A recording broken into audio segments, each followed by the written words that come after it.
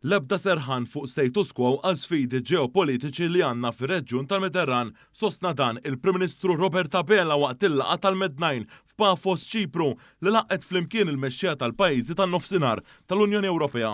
Preżenti għal dan is-summit importanti kien hemm id-9 mexxejja Ewropej flimkien mal-President tal-Kummissjoni Ewropea Ursula von der Leyen u r-Re tal-Ġordan. F'konferenza l-aħbarijiet wara din il-laqgħa, il-Prim Ministru Malti għal darb'oħra sostna dwar il-paċi u s-sigurtà brabta mal-gwerra fil-Vant Nofsani u f'Gaza. Il-Prim Ministru tkellem ukoll dwar temi differenti oħra fosthom il-protajiet tal-Mediterran u l-immigrazzjoni. Dwar dan tal-aħħar, il-pajjiżi qablu li l-Unjoni Ewropea għandha tkompli tajn lil pajjiżi fl-Afrika ta' fuq biex jieħdu l-passi neċessarji biex tiġi indirizzata din l-isfida.